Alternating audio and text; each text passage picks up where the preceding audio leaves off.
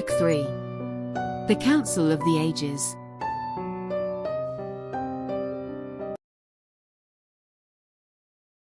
Chapter 8. Part 1. Great sons of mercenaries, chosen by their nobles. Actions, exemplary warriors who fought against the darkness, and his great feat is a milestone that our children should know and imitate. The heroes of the council, brilliant heroes before the darkness of the dragon. Author, Bastian Elmer. Arian and Kush explained to the rest of their companions everything that had happened during the council. It was a rather complex issue that left everyone stunned, but the most surprised was Agnorak. How do the screams of the Soul Eaters weaken the interdimensional barriers that protect us from demons? Kush knew the half-orc well, and he knew that he would take the news with quite a bit of disbelief. That is what they have said, everything points to it being true. What nonsense!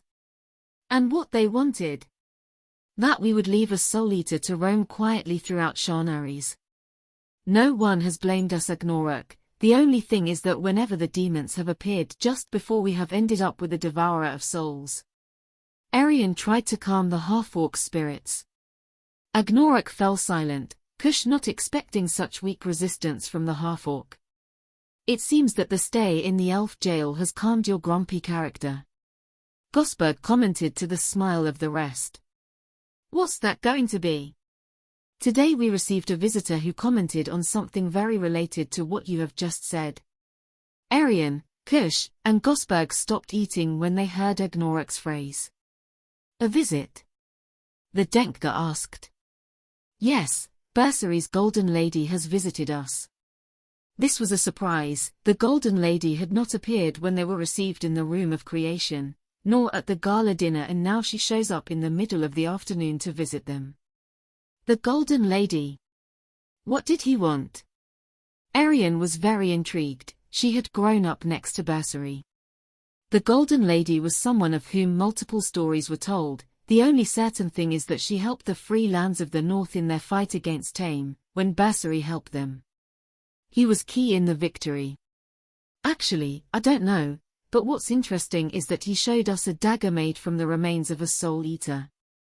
Arian, Kush, and Aris looked at each other. There were too many things in one day.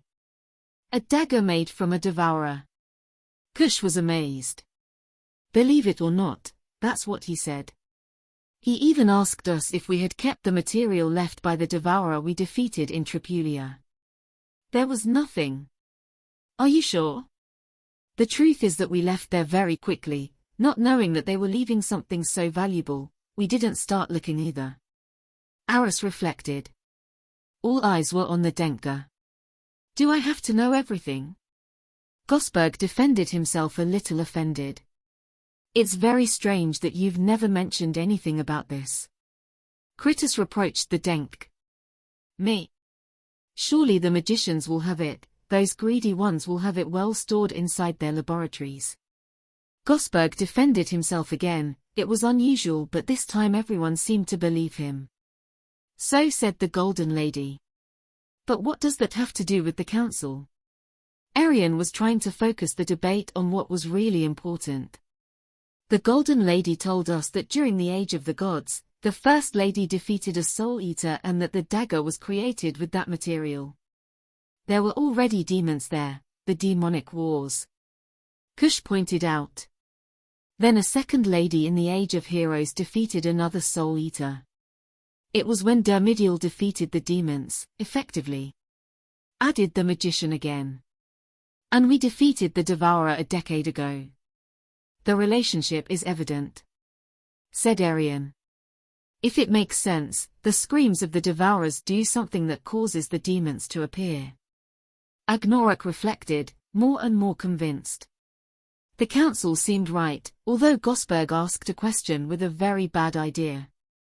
If a golden second lady defeated another Soul Eater, what did they do with that material?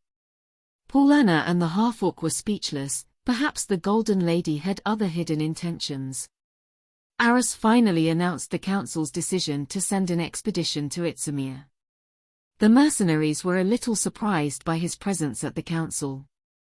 Because if the kingdoms were going to send their best warriors.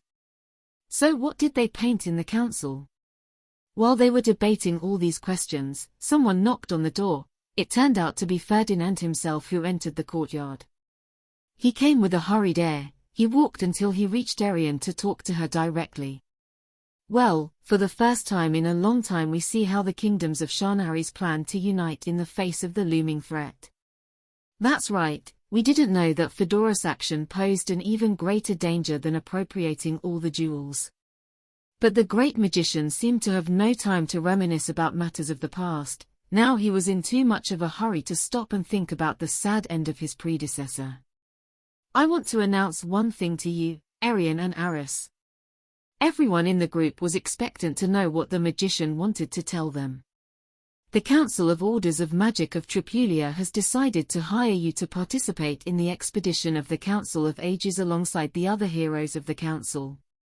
The truth is that they expected it, since there was no point in their presence if it was not to help the Council in its expedition.